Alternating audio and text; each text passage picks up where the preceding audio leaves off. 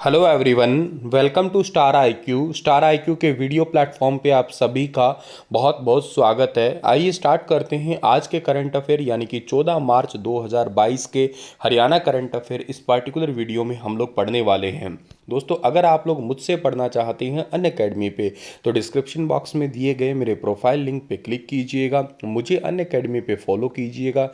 मेरी हर क्लास को अनअकैडमी पे देखने के लिए आप लोग मेरा कोड यूज़ कीजिएगा, that is star I Q. बिना स्पेस दिए अगर आप स्टार आई क्यू कोड का यूज़ करते हैं तो आप लोगों को मेरी हर क्लास बिल्कुल फ्री दिखाई देगी। मेरी क्लास हर रोज़ शाम को 8 बजे होती है। आप वो लोग उस क्लास को तो ज़रूर देखा ही करें।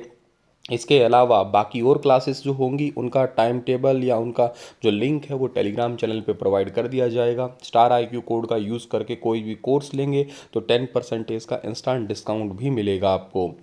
दोस्तों, कल आपसे सवाल किया था, उसका सही जवाब क्या होगा कि भारत के पहले स्वदेशी रूप से विकसित ऐप स्टोर का नाम क्या है। इस एप्लीकेशन का नाम है मोबाइल सेवा ऐप स्टोर। आज का पहला सवाल क्या रहेगा? परिवार समृद्धि योजना के तहत हरियाणा में पात्र परिवार को कितनी राशि मिलती है? परिवार समृद्धि योजना के तहत हरियाणा के अंदर पात्र परिवार को टोटल 6,000 रुपये जो है ना वो दिए जाते हैं। ये बात आपको याद रखनी है। देखो, पात्र परिवार का मतलब क्या है? 1,80,000 तक की वार्षिक आय और 2 हेक्टेयर तक की भूमि वाले ईवीएस परिवार होना चाहिए, ये एलिजिबिलिटी है। दूसरी बात, 1.5 करोड़ तक के वार्षिक कारोबार वाले छोटे व्यवसायी हैं, वो भी इसके अंदर ही आते हैं। तो प्रधानमंत्री जीवन ज्योति बीमा योजना, इसके तहत 330 रुपये हर साल का प्रीमियम ये मिलेगा, इस योजना का लाभ मतलब। इसके अलावा प्रधानमंत्री सुरक्षा बीमा योजना के तहत दुर्घटना बीमा के लिए प्रति वर्ष 12 रुपये वाला प्रीमियम। इसके अलावा प्रधानमंत्री फसल बीमा योजना के तहत पात्र किसानों को भुगतान ईजिली किया जाएगा। और जो पेंशन योजना है इनके प्रीमियम के लिए 60 साल की आयु होने पर 3,000 रुपये मासिक पेंशन का भुगतान दिया जाएगा।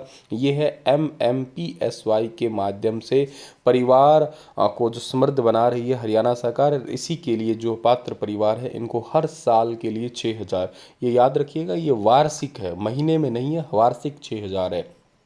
कौन सा राज्य यात्री वाहन और मोटरसाइकिल का सबसे बड़ा उत्पादक है? हमारा हरियाणा ही है। लगभग 60% टू व्हीलर जो है ना ये पूरे भारत का 60% हरियाणा के अंदर बनता है। ये बात सुनने में बहुत बड़ी लग रही है लेकिन वाकई इस बात में सच्चाई है भी। investindia.gov.in की ऑफिशियल वेबसाइट जो है ना वहाँ पे हरियाणा के बारे में ये लिखा हुआ है, जहाँ पे ये आर्टिकल भी छपा हुआ था जहाँ से मैंने इस क्वेश्चन को पिक किया है। हरियाणा के अंदर ऑटोमेटिव हब वैसे भी बहुत आगे है, जैसे कि कार बहुत ज़्यादा बनती है। ओरिजिनल इक्विपमेंट मैन्युफैक्चर OEM ये भी हरियाणा में नियर अबाउट 50 के आसपास है। और गुरुग्राम, मानेसर, फरीदाबाद ये जो है ना वो इंडस्ट्रियल हब है, यूँ कहिएगा हरियाणा के। यहीं पे ही तकरीबन 60% जो है ना वो कंट्रीब्यूशन है of two wheeler of nation production. पूरे भारत में लगभग 60% का कंट्रीब्यूशन हरियाणा का ही है अपना। इसके अलावा जो है ना हरियाणा से माल का निर्यात वित्त वर्ष 2021 में जो है वो 11.60 बिलियन अमेरिकी डॉलर रहा है। ये बहुत बड़ी बात है, ठीक है। और हरियाणा राष्ट्रीय निर्यात जो सूचकांक है 2020 में उसमें 7वें स्थान पे रहा था, वो भी बात आपको याद रखनी है। देखो, हरियाणा जो है ना वो हरियाणा में 2 international airport, 5 civil airport, 1703 kilometre जो है ना रेल नेटवर्क है, 26,131 किलोमीटर रोड नेटवर्क है और 34 नेशनल हाईवे हैं तकरीबन, ठीक है। और जो स्टेट पावर कैपेसिटी है वो तकरीबन 12,307 मेगावाट है। तो इन सभी के चलते हुए कोई भी इन्वेस्टर जो है ना वो हरियाणा में इन्वेस्ट कर देता है और इसी के तहत हरियाणा धीरे धीरे आगे जा ही रहा है। हरियाणा सरकार जलवायु परिवर्तन और पर्यावरणीय स्थिरता का अध्ययन के लिए कितनी हाईटेक नर्सरी खोली जाएगी? टोटल हाईटेक नर्सरी 10 खोली जाएगी हरियाणा के अंदर। हरियाणा सरकार का जलवायु परिवर्तन और पर्यावरणीय स्थिरता के लिए विश्वविद्यालयों में जो है ना वो रिसर्च करवाने की भी बात कही गई है। 10 हाईटेक नर्सरी विकसित की जाएगी। इनके अंदर ऑटोमेटिक तरीके से जो आपकी जलवायु कंट्रोल होती है, ग्रीन हाउस है, पॉली हाउस है, रूट ट्रेनर सुविधा है, जर्मिनेशन है, वनस्पति की जो सुविधाएं हैं, इरिगेशन है, या जो आपकी फर्टिलाइजर वाली सुविधाएं हैं, या जो लगभग जो पौधे के लिए जो आपके इंपॉर्टेंट न्यूट्रिशंस चाहिए होते हैं उनको जो चेक करना, ये सब कुछ जो है ना हो पाएगा इन 10 हाईटेक नर्सरियों के अंदर। अभी देखो, आपको याद हो थोड़े दिन पहले मैंने पढ़ाया था, एक सुखना लेक पे ऑटोमेटिक वेदर टेस्टिंग वाला कुछ ऐसा एंटीना टाइप से लगाया गया है और 13 के आसपास सेटअप करने की जो है ना वो विचार किया जा रहा है वहाँ पे। तो कुछ इस टाइप की एक नर्सरी होगी जिसके अंदर ये ऑटोमेटिक वेदर कंट्रोल भी होगा।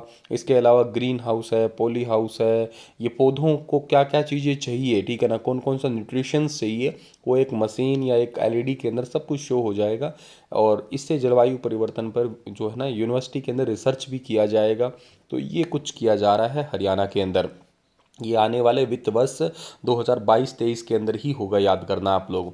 तो हरियाणा सरकार ने यूनिवर्सिटियों के साथ टाई अप कर लिया है इसमें, ताकि जो जल है, वायु है, पृथ्वी है, जंगल है, इन सभी के जो अलग अलग डिपार्टमेंट में जो बच्चे पढ़ रहे हैं तो उन्हीं को प्रैक्टिकल रिसर्च करवाया जाए, थ्योरेटिकल से बाहर निकाल के। अब ठीक है, हरियाणा में वीटा दूध की 50,000 एजेंसियों में कितने परसेंटेज दिव्यांगों के लिए आरक्षित है? 10% दिव्यांगों के लिए आरक्षित है, याद रखना। राज्य आयुक्त का कहना है कि 70% दिव्यांगता वाले प्रदेश के 1.5 लाख दिव्यांगों को योजना का लाभ मिलेगा। हरियाणा राज्य आयुक्त का नाम है राजकुमार मक्कड़ और उन्होंने कहा है कि प्रदेश भर में जो खोली जाने वाले वीटा दूध की 50,000 एजेंसी है उसमें जो स्पेशली हैंडीकैप्ड है, जो 70% हैंडीकैप्ड है, उनको 10% का आरक्षण दिया जाएगा। इसके अलावा प्रदेश के 22 जिलों में 20,000 हर हित रिटेल में भी रोजगार के लिए दिव्यांगों का कोटा ऑलरेडी निर्धारित है ही है, ठीक है। तो ये आपको याद रखना है। और वीटा बूथ के लिए दिव्यांगजन को 5,000 रुपये धरोहर राशि जमा करवानी होगी और शैक्षणिक योग्यता 10वीं पास करी होनी उनके लिए बहुत ज़रूरी है। सर्व हरियाणा ग्रामीण बैंक और पिछड़ा वर्ग कल्याण निगम के माध्यम से जो है ना उनको सस्ती दरों पे ऋण मुहैया करवाया जाएगा हरियाणा सरकार की तरफ से। और इसके लिए हरियाणा सरकार ने 30 करोड़ रुपए जो है ना अभी टोटल बजट में आवंटित किए थे थोड़े दिन पहले, तो ये भी याद रखना आप लोग। हरियाणा में कितने नए सैनिक स्कूल खोले जाएंगे? हरियाणा में टोटल 100 नए सैनिक स्कूल खोले जाएंगे, ठीक है ना। इसकी वैसे घोषणा अक्टूबर 2021 में ही हो गई थी, लेकिन अभी ऑफिशियली मंजूरी मिली है। और हमारे भारत के जो रक्षा मंत्री है राजनाथ सिंह, उन्होंने एक बात और कही है कि इस बार स्पेशली जो है ना फीमेल को, यानी कि छात्राओं को जो है ना देश की सेवा करने का अवसर मिलेगा। ये बड़ी इंटरेस्टिंग बात हो रही है इस बार। और देश भर के जो एक एसडीजी है, सस्टेनेबल डेवलपमेंट गोल है, उसके जो 17 गोल है, 17 सतत विकास लक्ष्य है, उसमें क्वालिटी एजुकेशन है वो चौथे नंबर पे है। गुणवत्तापूर्ण शिक्षा के तहत कई अन्य लक्ष्य भी है। इन लक्ष्यों को प्राप्त करने के लिए जो है ना ये बेसिकली सैनिक स्कूल बहुत ज़्यादा ज़रूरी थे। इसके लिए 100 सैनिक स्कूल उसी दिशा में ही काम करेंगे। और इसी के साथ ये वाला लेक्चर होता है समाप्त। हंसते रहना, मुस्कुराते रहना। अन्य अकेडमी पे जरूर फॉलो करना, सुनील कुमार सर्च करके फॉलो कर लेना। स्टार IQ चैनल को सब्सक्राइब भी करना। कल फिर मिलूंगा लेटेस्ट अपडेट के साथ में, तब तक अपना ख्याल रखना। हर रोज़ रात को 9:15 बजे लाइव रहता हूँ, तो आप यूट्यूब पे लाइव भी मुझे कैच करिएगा। धन्यवाद।